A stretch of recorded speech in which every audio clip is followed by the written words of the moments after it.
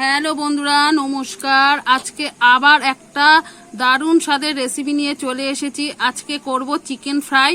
বাইরে থেকে কিন্তু ক্রিসপি থাকবে, ভেতর থেকে জুসি। আশা করছি তোমাদের ভিডিওটা আজকে সবাই পছন্দ হবে। তাহলে চলো দেরি না করে রেসিপিটা শুরু করা যাক। সবার প্রথমে আমি একটা পাত্র নিয়ে নেব, আর এখানে মাংসটা নিয়ে নেবো। আমি এখানে কিন্তু একদম দেখো মুরগির বুকের মাংসটা নিয়ে নিয়েছি, আর এরকম পিস করে নিয়েছি। তোমরা একটু বড় বা ছোট করে নিতে পারো। মাংসগুলো আমি এবার একটা পাত্রে নামিয়ে নেব।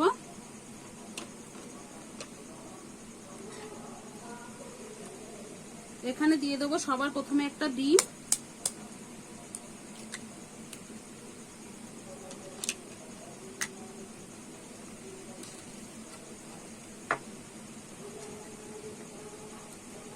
দিয়ে দেবো স্বাদ মতো লবণ। লবণটা কিন্তু তোমরা বুঝে শুনে দেবে। দিয়ে দেবো গরম মশলা গুঁড়ো,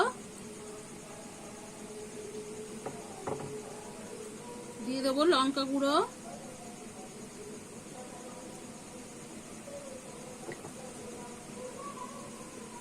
দিয়ে দেবো মরিচ গুঁড়ো।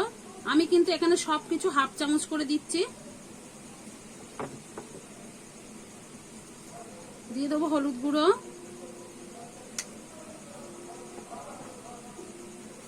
এখানে 1 চামচ আদা রসুন বাটা আছে, সেটাও দিয়ে দেব।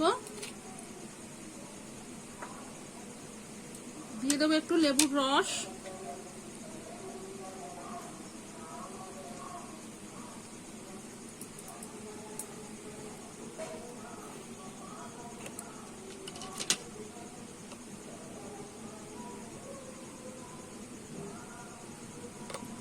এখানে কিন্তু আমি হাফ চামচের বেশি সয়া সস দিয়ে দেব।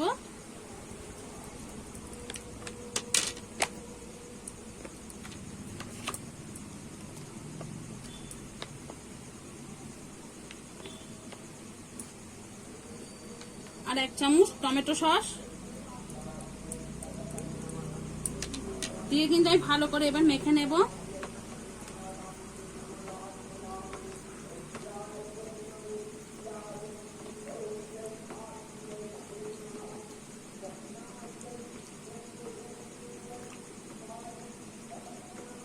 একটু কিন্তু ভালো করে মেখে নিতে হবে।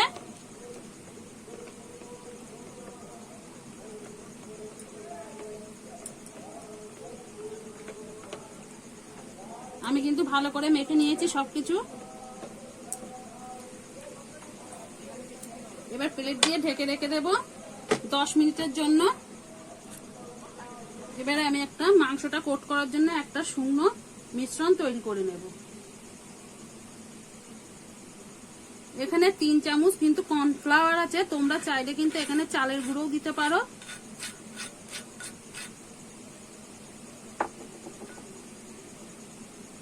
আর এখানে 3 চামচ ময়দা আছে।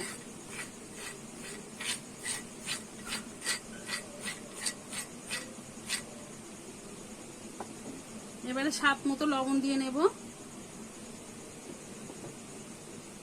একটু ঝাল লঙ্কার গুঁড়ো দিয়ে নেব,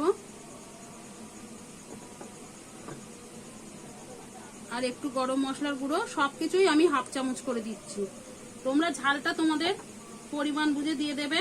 বাচ্চারা তো বেশি ঝাল খেতে পারে না, তখন কিন্তু একটু কম দিয়ে নিতে হবে।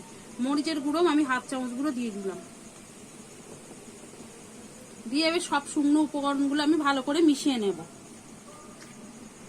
আমি সবকিছু কিন্তু ভালো করে উপকরণগুলো মিশিয়ে নিয়েছি।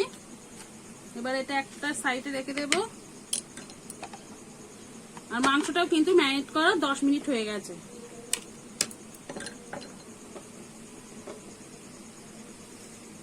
এবারে কোট করা মাংসগুলো কিন্তু এই ম্যারিনেট করা মাংসগুলো কিন্তু আমি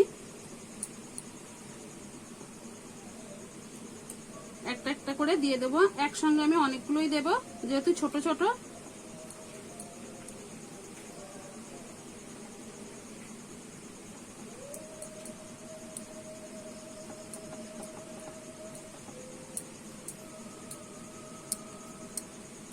এবারে এইভাবে উপর দিয়ে কিন্তু আমি মিশ্রণগুলো দিয়ে দেব।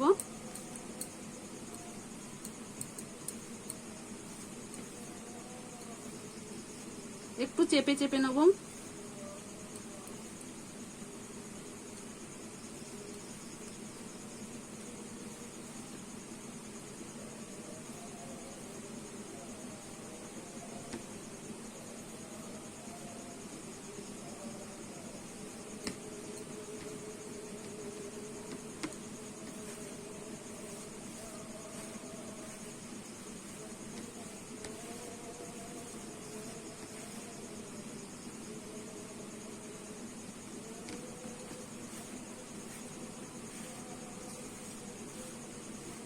এইভাবে কিন্তু নিতে হবে।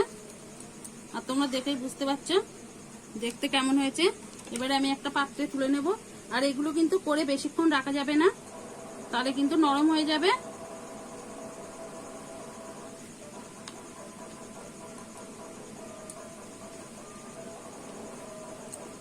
আর যেগুলো আছে সেগুলো একেবারে করে নেব। আর বাদ বাকিগুলো সব আমি একসঙ্গে কোট করে নেব।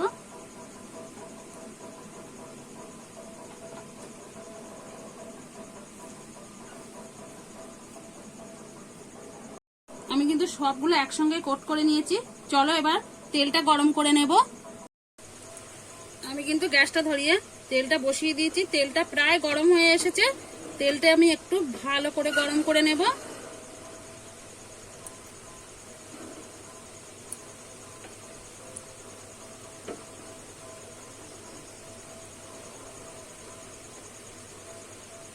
তেল থেকে কিন্তু ধোঁয়া উঠছে। এবারে দিয়ে দেবো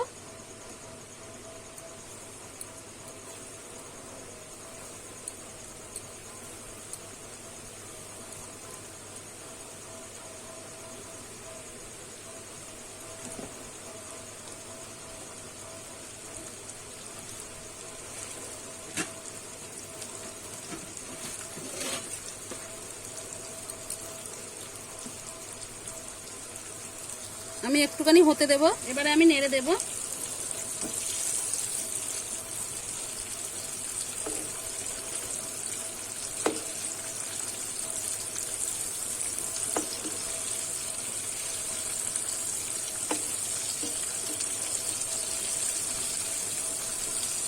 এইভাবে আমি আবার কিছুক্ষণ হতে দেবো। আর এটা কিন্তু বেশি সময় লাগবে না, যেহেতু ছোট ছোট করে পাতলা পাতলা করে কাটা, বেশি সময় লাগবে না হতে।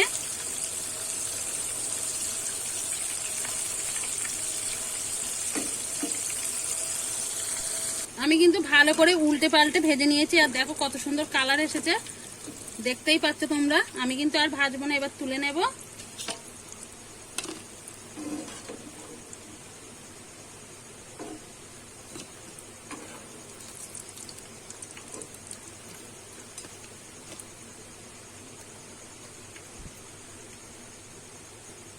আর যেগুলো আছে সেগুলোও আমি একইভাবে কিন্তু ভেজে নেব।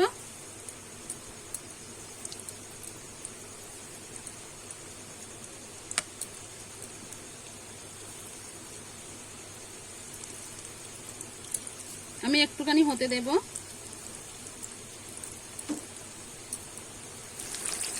আমি কিন্তু এগুলো একইভাবে উল্টে পাল্টে ভেজে নিয়েছি। আর দেখো কত সুন্দর কালারটা এসেছে। আমি কিন্তু তুলে নেব।